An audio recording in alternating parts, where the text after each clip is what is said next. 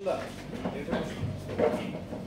একটা প্রশ্ন ছিল এই বিপ্লব দেবের সময় দেখা গেছে এই বাইক বাহিনী এগুলোর একটা উৎপাত ছিল। একটা সময় পর উনি মুখ্যমন্ত্রিত্ব থেকে সরে গেছেন বা সরিয়ে দেওয়া হয়েছে। এরপরে চিত্র এবং আবার উনি ফিরে এসেছেন, চিত্রটা কিভাবে দেখছেন? এখানেই বিষয়টা বোঝা বিজেপি দলটা কেমন। বিপ্লব কুমার দেবকে 4 বছরের মাথায় তার আসন থেকে নামিয়ে দিল্লিতে পাঠিয়ে দেওয়ার অন্যতম কারণ হলো এই রাজনৈতিক সন্ত্রাস এবং ত্রিপুরাজ্যের মধ্যে যুব সমাজকে একদিকে ড্রাগ, অন্যদিকে এই রাজনৈতিক মাফিয়াতে বিয়ে করার মধ্য দিয়ে এখানকার টোটাল পরিস্থিতি পলিউট করার জন্য। অন্য কারণ তো আছেই, এগুলো আমাদের বলতে রুচি বাদে, আমরাও জানি, যাই হোক এগুলি বলছি না। এবং তার এই ইয়ার ফলে বিজেপি দল এই যে গত 2023-এর বিধানসভা নির্বাচনে তাদের ভোট 11% কমে গেল এত শত চেষ্টা করার পর।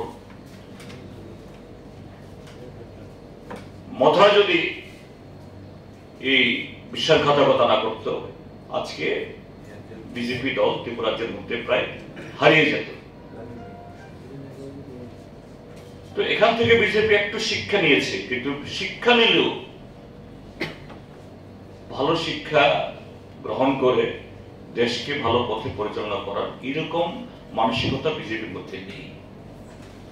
এখন দেখলো গত 1 বছরের এই শাসনে বিজেপি দল আরো বেশি জনগণের যে অভিশাপ বা জনগণ থেকে বিচ্ছিন্ন হয়েছে, যেটা আমরা এই ভোটের মুহূর্তেও দেখছি। বিভিন্ন জায়গাতে কোথাও পানীয় জল, কোথাও বিদ্যুৎ, কোথাও রাস্তার জন্য মানুষ রাস্তা উপভোগ করে। কাজে বিজেপি দল দেখলো যে না, ওই রাস্তাতেই ওই বাইক বাহিনী এদেরকে যদি আবার একটু কাজে না লাগানো যায়, তাহলে প্রদ্যোৎ মানিক্য কিছু তাদের হাত ধরলেও 2টি লোকসভা কেন্দ্রে তাদের যে অনিশ্চয়তা এর থেকে বেরোতে পারছে না। কাজেই সেই চেষ্টায় সেই বাইক বাহিনীদেরকে আবার পুনর্বার ফিরিয়ে আনা যায় কিনা, তার জন্যই তাকে আবার পুনর্বাসন দিয়েছে। কিন্তু এতে কাজ হবে না। বিজেপি থিঙ্ক ট্যাঙ্ক যারা ভেবেছে এতে কিচ্ছু কাজ হবে না।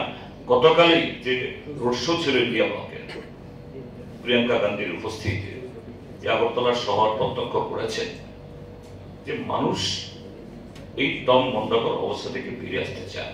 গতকালই এই আগরতলা রাজপথ তা প্রত্যক্ষ করেছে। কদিন আগে বিজেপি